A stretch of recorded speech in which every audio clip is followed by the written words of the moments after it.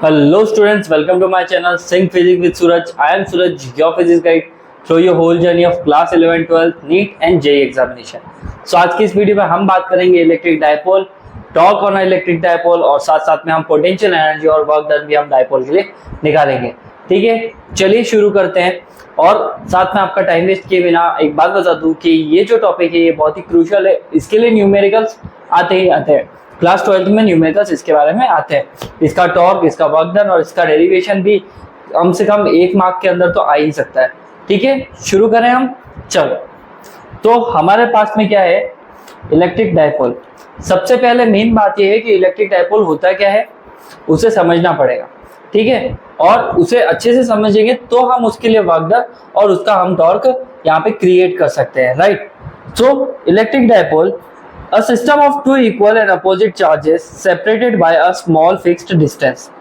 दो चार्जेस का एक पेयर होता है जहां पर एक चार्ज और दूसरा चार्ज दोनों जोड़ी में हमेशा एक दूसरे के साथ में रहते हैं। साथ साथ में उनके बीच की सेपरेशन डिस्टेंस कितनी होती है, 2a हो सकती है, 2l लिखा हुआ आ सकता है, 2r हो सकती है। वो डिपेंड करता है बुक कौन सी है। वैसे इनके बीच की डिस्टेंस को क्या लेते हैं हम, मोस्टली 2a कंसिडर करते हैं। राइट, तो एक्चुअल में ये पॉजिटिव और नेगेटिव चार्ज का एक पेयर होता है। Electric dipole is just a pair of two positive and negative charges. इसकी वैल्यू सेम होगी। अगर एक 5 माइक्रोकूलम है तो दूसरा भी 5 माइक्रोकूलम है, एक 2 माइक्रोकूलम है तो दूसरा भी 2 माइक्रोकूलम है, एक 3 माइक्रोकूलम है तो दूसरा भी 3 माइक्रोकूलम है। बस यहाँ पे डायरेक्शन इनके साइन जो होंगे वो बिल्कुल क्या होंगे, अपोजिट हो गए। ठीक है, बीच की डिस्टेंस 2l हो गई, plus charge minus q charge, और ये डायपोल हमारा कंप्लीट। ठीक है, छोटा सा है डायपोल के बारे में था ये। अब डायपोल में दो लाइंस होती है। डायपोल को हम ऐसे रख सकते हैं आइदर एक्स एक्सिस के थ्रू, या फिर डायपोल को हम ऐसे रख सकते हैं आइदर इक्वेटोरियल लाइन के थ्रू। ठीक है, वैसे हम यहाँ पे फिजिक्स में एक्सिस को, मतलब कि एक्स एक्सिस को हम क्या कंसीडर करेंगे, एक्साइल, और इक्वेटोरियल को क्या कंसीडर करेंगे, वाई एक्सिस। राइट, चलो, तो डेफिनेशन में तो बस इतना ही पूछते हैं कि व्हाट इज द टॉर्क। तो ये जो सिस्टम दिख रहा है ना यहाँ पे, प्लस चार्ज माइनस चार्ज और 12 डिस्टेंस, इस सिस्टम को डायपोल बोलता है। ठीक है, नेक्स्ट भी है डायपोल मोमेंट। अब ये डायपोल मोमेंट क्या है, डायपोल और डायपोल मोमेंट में फर्क है। एक्चुअल में जो हम चार्ज को कंसीडर कर रहे हैं, ठीक है, चार्ज का कंसीडर कर रहे हैं यहाँ पे, plus Q charge and minus Q charge. Right, तो जब हम चार्ज को कंसीडर कर रहे हैं प्लस क्यू और माइनस क्यू, डिस्टेंस 2l है, तो ये जो चार्ज का सिस्टम बना है इसमें जो चार्ज है और उसकी जो डिस्टेंस है, चार्ज एंड डिस्टेंस का मल्टीप्लिकेशन जो होता है उसे हम क्या बोलते हैं, डायपोल मोमेंट बोलते हैं। So basically it is defined as the product of total charge multiply by distance between them. ठीक है, देखो यहाँ पे लिखा हुआ है, it is the product of magnitude of either of the charge and the dipole length. Charge और dipole length की क्या है, ये मल्टीप्लीकेशन है। ये एक वेक्टर क्वांटिटी है क्योंकि इसका डायरेक्शन फिक्स्ड होता है, and it is directed from the negative charge to the positive charge. मतलब कि यहाँ पे जो ये डायरेक्शन दे रखा है, इसका डायरेक्शन दिखाना पड़ेगा हमें इस तरफ। किस तरफ होगा, नेगेटिव से पॉजिटिव की तरफ। ये इलेक्ट्रिक फील्ड के डायरेक्शन से बिल्कुल अलग होता है। Electric field positive to negative जाता है, लेकिन हमारा डायपोल जो है वो नेगेटिव से पॉजिटिव डायरेक्शन को शो करता है। ठीक है, जिसकी ऐसे यूनिट हो जाएगी कूलम इनटू मीटर। कैसे हुआ, चार्ज की होती है कूलम और मीटर मतलब लेंथ के लिए हम ये यूज कर लेंगे, तो कूलम इनटू मीटर इसकी क्या हो जाएगी, ऐसा यूनिट हो जाएगी।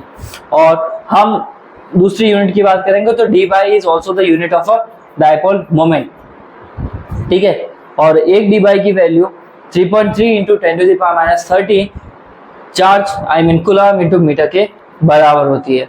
ठीक है, डायमेंशन निकालना कोई बड़ी बात नहीं है इसके लिए।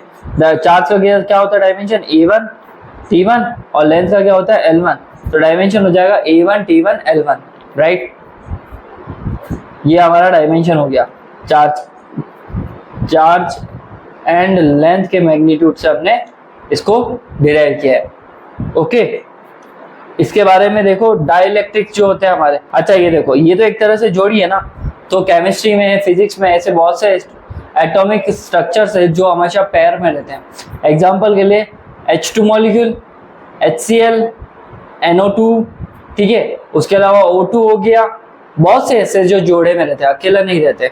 ठीक है, डाई एटॉमिक जिनको हम कंसीडर करते हैं। राइट, तो यहाँ पे उनके बारे में लिखा है कि डाइलेक्ट्रिक्स जो होते हैं हमारे are behave as a dipole when placed in an electric field. जब भी हम किसी इलेक्ट्रिक फील्ड में डाइपोल को पुट करते हैं, डाइपोल मतलब इसको प्लस क्यू और माइनस क्यू चार्ज को, तो जब हम इसको कहाँ पे पुट करते हैं एक इलेक्ट्रिक फील्ड में, तो डाइलेक्ट्रिक किसके जैसा बिहेव करने लग जाते हैं, डाइपोल के जैसा बिहेव करने लग जाते हैं। अच्छा, अब ये डाइलेक्ट्रिक्स क्या होते हैं? Dielectrics basically are the type of insulators, ठीक है, डाइलेक्ट्रिक इंसुलेटर ही होते हैं हमारे। सो अब डाइलेक्ट्रिक की बात आई गई है, तो डाइलेक्ट्रिक कितने टाइप के होते हैं वो भी हम यहाँ पे देख लेते हैं। तो पोलर मॉलिक्यूल फर्स्ट इसका टाइप है, और सेकंड हमारे पास में है नॉन पोलर मॉलिक्यूल। ये पोलर मॉलिक्यूल और नॉन पोलर मॉलिक्यूल का जो है वो डाइलेक्ट्रिक्स के अंदर है, ठीक है, टाइप है उसका। चलो पोलर मॉलिक्यूल्स समझते हैं इनको क्या होते हैं। अब polar molecule is one in which the centre of gravity of the positive charge and the negative charge do not coincide. इनका सेंटर ऑफ ग्रेविटी एक जगह पे मिलता नहीं है, इसका मतलब वो एक साथ में नहीं रहते हमेशा। कैसे? जैसे यहाँ पे दिख रहा है आपको HCl मॉलिक्यूल है, HCl क्या होगा, ऑलरेडी H अलग रहेगा, Cl अलग रहेगा। इनका सेंटर ऑफ जो ग्रेविटी है वो एक ही जगह पे नहीं है, एक ही जगह पे H नहीं है और एक ही जगह पे Cl नहीं होता है, तो सेंटर ऑफ ग्रेविटी इनका फिक्स नहीं है, मतलब कि दोनों के दोनों वहां रहते नहीं है। तो ये कुछ ऐसे रहते हैं without electric medium, without electric field, ये स्टिल है ना पॉजिटिव नेगेटिव सेपरेट ही रहता है। क्या है, इलेक्ट्रिक फील्ड जीरो है ना, तो भी ये इस तरह से बिहेव करता है। इनको है ना बार बार तुम्हें वो वैसे शो करने की जरूरत नहीं है। रुको एक पेज से समझा, पेज ऐड कर लेता हूँ यहाँ पे समझाने के लिए, रुको। हाँ, तो मैं बात कर रहा था जैसे कि हमारा मॉलिक्यूल है HCl, राइट, इसका है ना एक पॉजिटिव और एक नेगेटिव है, तो इसमें पॉजिटिव नेगेटिव क्या रहते हैं, इस तरह से सेपरेट रहते हैं। तो ये हमेशा विदाउट इलेक्ट्रिक फील्ड भी क्या रहते हैं, कुछ इस तरह से ही रहते हैं, positive negative positive negative negative positive, separated रहते हैं। इनको कोई फर्क नहीं पड़ता इलेक्ट्रिक फील्ड अप्लाई हो या नहीं हो, स्टिल पॉजिटिव सेपरेट और नेगेटिव सेपरेट रहेंगे, ठीक है।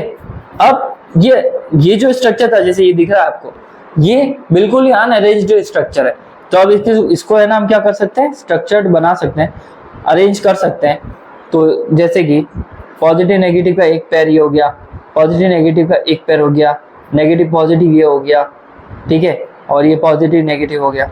अगर मैं इसके ऊपर एक इलेक्ट्रिक फील्ड अप्लाई करूं, क्या अप्लाई करा, हम इसके ऊपर इलेक्ट्रिक फील्ड अप्लाई करते हैं, ठीक है, ये इलेक्ट्रिक फील्ड इधर इसके ऊपर अप्लाई हो रहा है, राइट। तो जब इसके ऊपर इलेक्ट्रिक फील्ड अप्लाई किया तो होगा क्या हमारे पास में, ये जो बिखरे हुए और अनअरेंज्ड मॉलिक्यूल्स है, कौन से वाले मॉलिक्यूल्स की बात हो रही है, पोलर मॉलिक्यूल्स की बात। तो अनअरेंज्ड मॉलिक्यूल्स जो होंगे वो कुछ इस तरह से स्ट्रक्चर्ड हो जाएंगे, positive negative positive negative positive negative. वो एक आर्मी परेड में जिस तरह से आर्मी सोल्जर्स एक के बाद एक लाइन बना के चलते हैं, कॉलम और रो बना के चलते हैं, वैसे ये भी अरेंज हो जाएंगे, ठीक है। तो ये कुछ इस तरह से हो जाएंगे, क्लियर।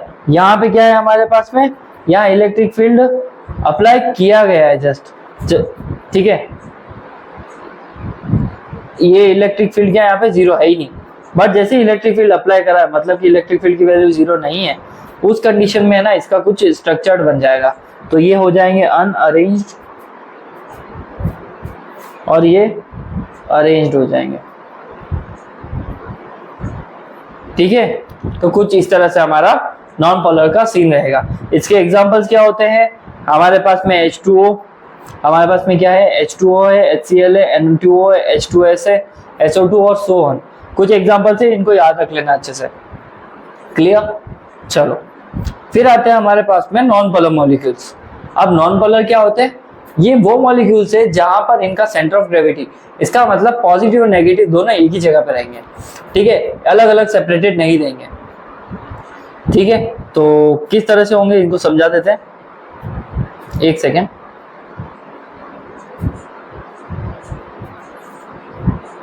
हाँ, तो कुछ इस तरह से इनका क्या रहता है, हमेशा स्ट्रक्चर रहता है। ये इनका स्ट्रक्चर्ड है, बट ये किस कंडीशन में, जब इलेक्ट्रिक फील्ड अप्लाई नहीं है। लेकिन जैसे ही अगर मैं इसके ऊपर इलेक्ट्रिक फील्ड अप्लाई करता हूं तो ये सारे के सारे क्या हो जाएंगे, अरेंज्ड हो जाएंगे। किस तरह से, और किस में कन्वर्ट हो जाएंगे, पोलर्स में कन्वर्ट हो जाएंगे। चलो एक करके बता दें, जैसे इसके ऊपर अगर इलेक्ट्रिक फील्ड अप्लाई किया हमने, ये लो इसके ऊपर इलेक्ट्रिक फील्ड हमने अप्लाई किया, तो होगा क्या यहाँ पे, पॉजिटिव पॉजिटिव,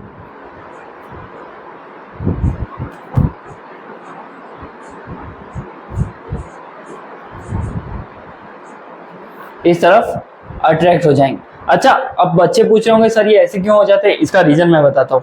एक्चुअल में होगा क्या, पॉजिटिव का तुम्हें पता है, इलेक्ट्रिक फील्ड की अगर हम बात करेंगे तो इलेक्ट्रिक फील्ड का डायरेक्शन जो होगा पॉजिटिव टू नेगेटिव होता है। जैसे ही मैंने इसके ऊपर इलेक्ट्रिक फील्ड अप्लाई किया है तो सीधी सी बात है ना, इस तरफ का जो भी रीजन है वो पॉजिटिव है, इस तरफ का जो भी रीजन है वो नेगेटिव है। उस वजह से सारे पॉजिटिव नेगेटिव की तरफ चले जाएंगे और सारे नेगेटिव पॉजिटिव रीजन की तरफ चले जाएंगे, और यहाँ पे हमारे पास में कुछ इस तरह का स्ट्रक्चर क्रिएट हो जाएगा। ठीक है, और यहाँ पे हम कह सकते हैं कि इलेक्ट्रिक फील्ड जीरो नहीं है, मतलब कुछ ना कुछ उसकी वैल्यू है। तो ये बात हो गई हमारी पोलर और नॉन पोलर मॉलिक्यूल्स की। इसके भी एग्जांपल देख लेते हैं। ये देखो इसके एग्जांपल है हमारे पास में क्या, H2, O2, N2 और सो ऑन। ठीक है, तो पोलर और नॉन पोलर मॉलिक्यूल समझ में आ गए।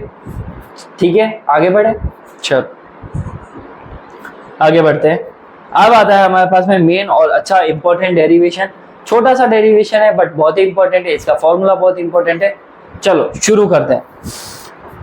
Dipole in uniform external field, बाहर से अप्लाई किए हुए एक्सटर्नल फील्ड की वजह से, यूनिफॉर्म एक्सटर्नल फील्ड की वजह से हमारे डायपोल के ऊपर टॉर्क क्रिएट होगा, और ये टॉर्क हमें निकालना है, इन द सेंस उसका एक्सप्रेशन निकालना। ठीक है, चलो देखते हैं, एक पेज ऐड करने दो। डेरिवेशन का मजा तो तभी आता है ना जब उसको खाली पेज पे शुरू किया जाए। चलो अभी देखो हमारे पास में क्या है, एक डायपोल होगा जिसको हमने यूनिफॉर्म एक्सटर्नल फील्ड में रखा हुआ है। ठीक है, तो ये मेरा यूनिफॉर्म एक्सटर्नल फील्ड हो जाएगा, ये यूनिफॉर्म एक्सटर्नल फील्ड। ठीक है, पॉजिटिव रीजन से नेगेटिव रीजन की तरफ, डन। यहां पे हमने क्या रखा हुआ है, एक डायपोल रखा हुआ है। ठीक है जी, ये हमारा क्या हो गया, डायपोल हो गया। ओके, अब डायपोल का चार्ज क्या होगा, यहाँ पे प्लस क्यू रखा है, ये हमने माइनस क्यू रखा हुआ है।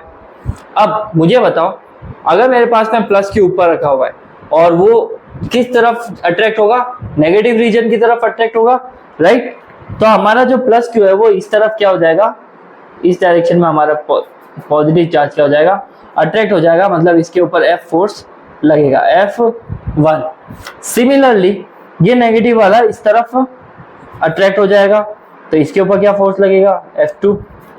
ठीक है, पॉजिटिव वाला पॉजिटिव नेगेटिव की तरफ और नेगेटिव वाला पॉजिटिव की तरफ अट्रैक्ट हो जाएगा by the properties of opposite charge and same charge, right. Same charge होते तो बात अलग होती, बट यहाँ अपोजिट की बात है तो वो उधर चला गया। अब जस्ट सोचो कि ये एक डायपोल है, इसको यहाँ से पकड़ के और इसको यहाँ से पकड़ के दोनों डायरेक्शन से अपोजिट खींचो तो क्या होगा, इधर से खींचा है और एक इधर से, तो ये क्या हो जाएगा, यहाँ पे रोटेट करने लग जाएगा, है ना।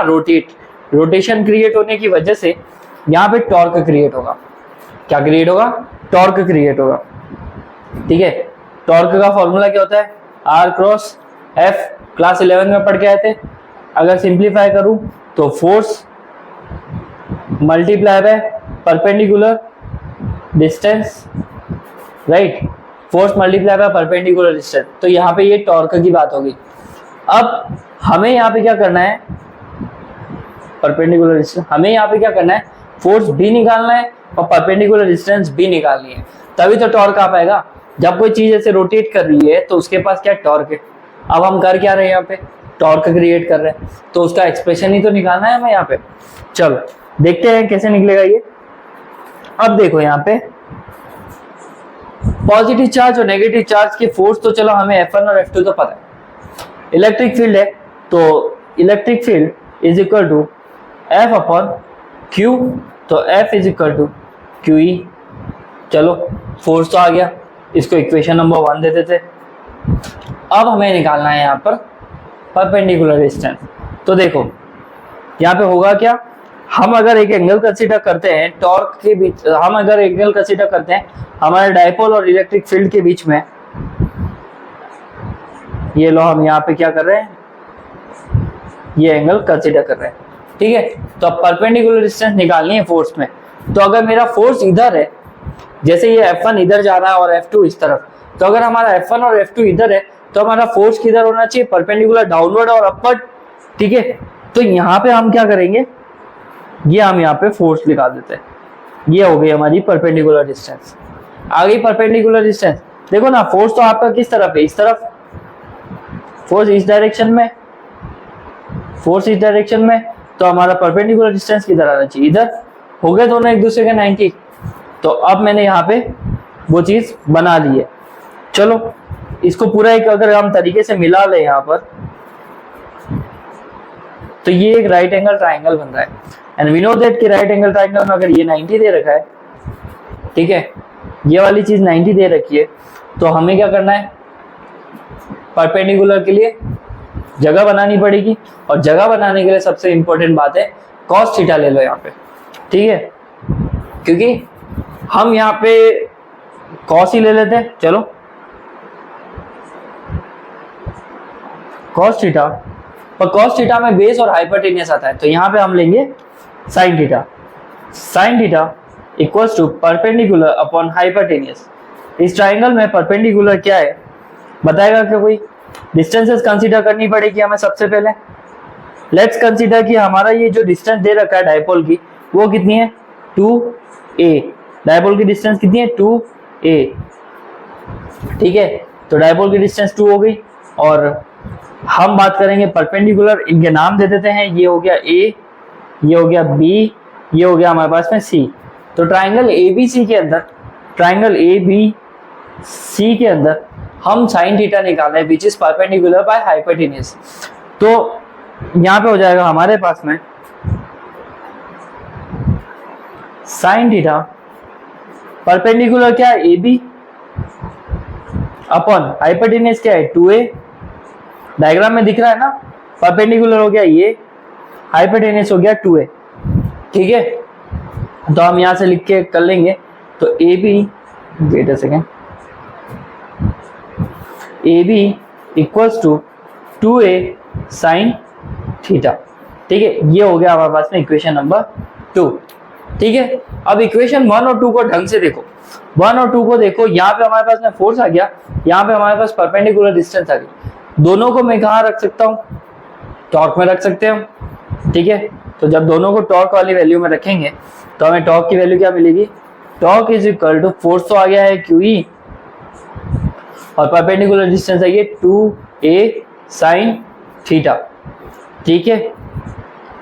अब यहाँ पे देखो Q और 2a, Q और 2a हमारा क्या हो जाएगा, डायपोल मोमेंट हो जाएगा Q2a, ठीक है। अभी पढ़ाया था मैंने, dipole moment is the multiplication of charge and distance. तो जब चार्ज ये रहा और डिस्टेंस ये दे रखी है, तो हम लिख सकते हैं ना यहाँ पे P, और ये E ऐसा के ऐसा और साइन थीटा रह जाएगा। ये आ गया हमारे पास में टॉर्क का फॉर्मूला। साइन हटा दो तो यहाँ पे तुम्हें मिलेगा torque is equal to P cross E। ये आ गया अब आपके किस में आया, ये वेक्टर फॉर्मेशन में आ गया। और ये वाला क्या है हमारे पास में, नॉर्मल आ गया। तो इस तरह से हम क्या निकाल सकते हैं, टॉर्क निकाल सकते हैं किसी भी डायपोल के लिए जो एक यूनिफॉर्म इलेक्ट्रिक फील्ड में रखा हुआ है, ठीक है।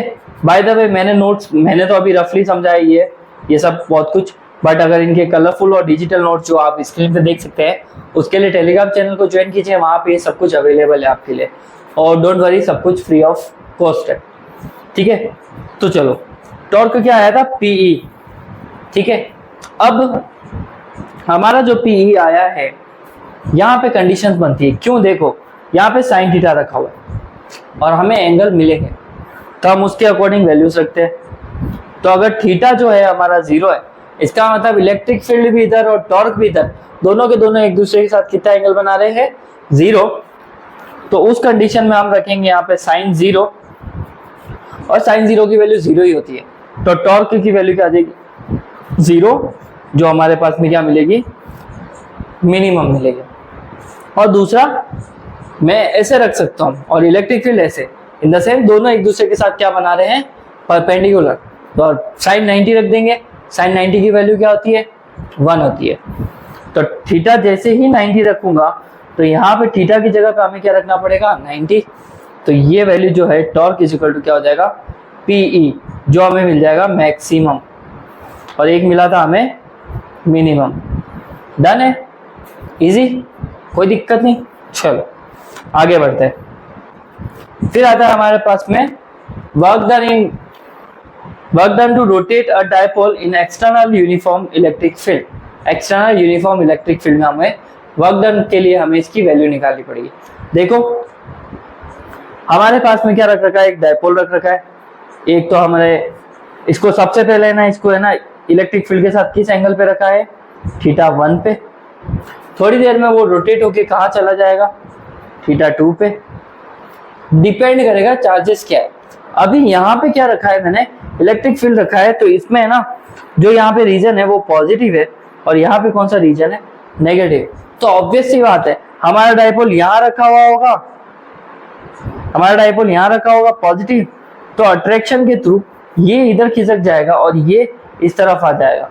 तो ये हमारा जो भी एंगल है वो θ2 से लेकर θ1 की तरफ आ जाएगा। ठीक है, यहाँ पे दिख रहा होगा हमने एंगल क्या लिए, θ1 और θ2। जब ये रखा हुआ था तो θ2 और जैसे ही रोटेट हो गया θ1। ठीक है, क्लियर। अब हमारा θ1 मतलब 0 से θ2 तक या फिर θ इज इक्वल टू θ डिग्री तक हम वर्क डन करेंगे। उसको इतने से रोटेट करने के लिए या फिर इधर रोटेट करने के लिए, किधर भी रोटेट, मतलब उसका पहला एंगल 0 पे रखा हुआ कहीं पे भी, वहां से रोटेट करके उसको लेके आना है, θ एंगल तक लेके आना है। तो उसके लिए हमें कुछ वर्क डन करना पड़ेगा। ठीक है, तो निकालते हैं वर्क डन। तो सबसे पहले हमारे पास में वर्क डन के लिए नेसेसरी कंडीशन है फोर्स आना चाहिए। तो फोर्स है हमारे पास में torque is equal to P sine theta, torque is equal to P sine theta. Force आ गया, डिस्प्लेसमेंट लेनी पड़ेगी अब यहाँ पे। तो डिस्प्लेसमेंट क्या होगी, एंगल्स चेंज हुए ना, तो डिस्प्लेसमेंट थोड़ी सी हुई, तो कितनी डिस्प्लेसमेंट हुई है, डी थीटा। एंगल पे डिस्प्लेसमेंट तो थीटा हुआ है, लेकिन अगर हम स्मॉल डिस्प्लेसमेंट ले और उसका इंटीग्रेशन कर ले तो पूरा पता पड़ जाएगा, राइट। तो यहाँ पे हमारे पास में डी थीटा हमारा डिस्प्लेसमेंट है और टॉर्क क्या है, फोर्स है। तो work done is equal to force into displacement लिखा हुआ ये दिख रहा है, ये रहा, work done is equal to torque into D theta. अब टॉर्क की वैल्यू डाल देंगे यहाँ पे P sine theta, clear. Torque की वैल्यू डाल दी पी साइन थीटा और पीछे डी थीटा लगा हुआ है हमारे पास में। नाउ इंटीग्रेशन करेंगे ताकि पूरा पूरा वर्क डन आ जाए। तो D W equals to integration करा है θ1 से लेकर θ2 तक और हमारी value P sine theta D theta as it is लिखी हुई है। नाउ अब वर्क डन साइन थीटा का इंटीग्रेशन, रुको मैं इसको एक एक्स्ट्रा पेज पे करके बताता हूँ। एड अ पेज, हाँ। तो देखो अब मैं क्या कह रहा था कि ये जो हमारे पास में आया है क्या कहते हैं, torque is W is equal to P sine theta D theta, D W equals to θ1 से लेकर θ2 तक P E sine theta D theta तक। तो पी कांस्टेंट है, अगर थीटा के रेस्पेक्ट में कर रहे हैं हम इंटीग्रेशन, पी बाहर आ जाएगा θ1 से θ2 तक साइन थीटा डी थीटा हमारे पास में हो जाएगा। ठीक है, अब साइन थीटा की वैल्यू क्या होती है हमारे पास में इंटीग्रेशन में, वो होती है माइनस का कॉस थीटा। ठीक है, θ1 से लेकर θ2 तक, क्लियर है यहाँ तक, θ1 से θ2 तक। हमने लिमिट्स में बता दिया था पहले ही कि हमारा जो θ1 है वो 0 होगा और θ2 कितना है, थीटा तक जाएंगे अब। ठीक है, चलो तो हम यहाँ पे θ1 से 0 से लेकर वहाँ तक जाएंगे। मैं वैल्यूज बता दूँ, θ1 0 है, θ2 हमारा कुछ थीटा दे रखा है। चलो D E is equal to P E minus upper limit minus lower limit. ठीक है, P E minus cos theta, θ2 की जगह क्या रखेंगे, थीटा माइनस माइनस प्लस और ये हो जाएगा कॉस 0। ठीक है, तो which is P E minus cos theta plus 1 और भी सिंप्लीफाई कर सकते हैं, डी डब्ल्यू का वर्क डन फाइनल आ जाएगा हमारे पास में पी ब्रैकेट के अंदर आ जाएगा 1 माइनस कॉस थीटा। ये हमारा वर्क डन आ जाएगा। क्या है जी ये फाइनल वर्क डन है for rotating a torque from angle theta is equal to 0 से लेकर कहाँ तक, थीटा इक्वल्स टू थीटा तक। ठीक है, क्लियर यहाँ तक आ गया। ये वाला हमारा फाइनल आंसर है। फिर इसमें कोई कंडीशंस डाल रखी है कि अगर हम थीटा 90 से लेकर 0 पे रखेंगे, 0 से 90 पे रखेंगे, 90 से 180 पे लेके जाएंगे, तो उसकी कुछ कंडीशन दे रखी है। जैसे कि work done in a dipole rotated from 90, तो हमारा जो थीटा दे रखा है 90 पे रोटेट कर रहा है, तो फॉर्मूले में 90 की वैल्यू डाल दो। तो यहाँ पे जैसे ही 90 डालोगे तो ये टर्म तो हो गई 0, तो W इज इक्वल टू क्या आ जाएगा P, और बस W is equal to P, तो ये हमारा मैक्सिमम वैल्यू मिल गई वर्क डन की।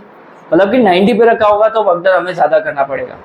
दूसरा, अगर वो 180 पे रखा हुआ तो इलेक्ट्रिक फील्ड के जस्ट अपोजिट रखा हुआ हो, तो उस केस में हम यहाँ पे रख देंगे P1 माइनस कॉस 180, और कॉस 180 की वैल्यू क्या होती है माइनस का 1। तो जैसे ही इसको यहाँ रखूंगा तो इट विल बी -1, और ये 1 और यहाँ पे माइनस का 1 और है, तो माइनस माइनस क्या हो जाएगा प्लस। तो ये हमारा वर्क डन आ गया, ये और भी मैक्सिमम वर्क डन मिल गया। तो अगर इसको इसके कंपेयर करें तो ये मिनिमम आएगा और ये हमारे पास में क्या आ जाएगा, मैक्सिमम वर्क डन आ जाएगा। ठीक है, आया समझ में? तो ये हमारा वर्क डन था। क्लियर? चलो आगे देखते हैं। अब हम निकालेंगे थोड़े पोटेंशियल एनर्जी। एक सेकेंड, पिच। हाँ, तो अब हम निकालेंगे potential energy. What is the potential energy और काइनेटिक एनर्जी? एक्चुअल में पोटेंशियल एनर्जी वो एनर्जी होती है जहां पर हमारी सारा किया हुआ वर्क डन किस में कन्वर्ट होगा, पोटेंशियल में। इन द सेंस हमारा वर्क डन ही हमारा क्या है, पोटेंशियल है। कैसे? देखो, it is defined as the work done in rotating a dipole from direction perpendicular to the field in a given direction। अगर हम θ2 वाले फॉर्मूले की बात करें जो अभी ऊपर आया था, यहाँ पे रखते हैं हम, ठीक है, थीटा की जगह θ2 की जगह θ2 ही रहने देते हैं, θ1 की जगह पे। तो अगर हम इस तरह से फॉर्मूला यूज करते हैं कि W is equal to P cos θ2 से लेकर θ1 तक, तो θ1 90, θ2 को रखते हैं थीटा पे, तो जब आप इनकी वैल्यूज पुट करोगे तो वर्क डन किसके इक्वल आएगा, minus P cos theta minus cos 90 के। Done, cos theta minus cos 90 के आएगा। कैसे आया अब ये भी समझाता हूँ आप लोगों को, समझते हैं इसको कैसे आया ये। देखो हमारे पास में क्या दे रखा है, θ2 से लेकर θ1 तक दे रखा है, तो हमारा वर्क डन जो हो जाएगा हमारे पास में P cos θ2 से cos θ1 तक, राइट। θ2 की वैल्यू तो दे रखी है थीटा और θ1 की वैल्यू दे रखी है 90। अगर 90 डिग्री पे रख के हम रोटेट करते हैं तो ही पोटेंशियल स्टोर्ड होगी मैक्सिमम। ठीक है, तो यहाँ पे हमारे पास में आएगा W is equal to P, यहाँ पे आ जाएगा cos थीटा माइनस cos 90। ठीक है, और यहाँ पे cos 90 की वैल्यू कितनी होती है, एक सेकेंड ना, यहाँ पे हमारे पास में पोटेंशियल एनर्जी की बात करेंगे हम, तो यहाँ पे नेगेटिव का साइन हम कंसीडर करेंगे। ठीक है, क्योंकि पोटेंशियल एक स्टोर्ड एनर्जी है। ठीक है, तो यहाँ पे हम साइन लगाएंगे negative, minus P cos theta. तो ये हमारा पास में वर्क डन आ गया, which is equals to potential energy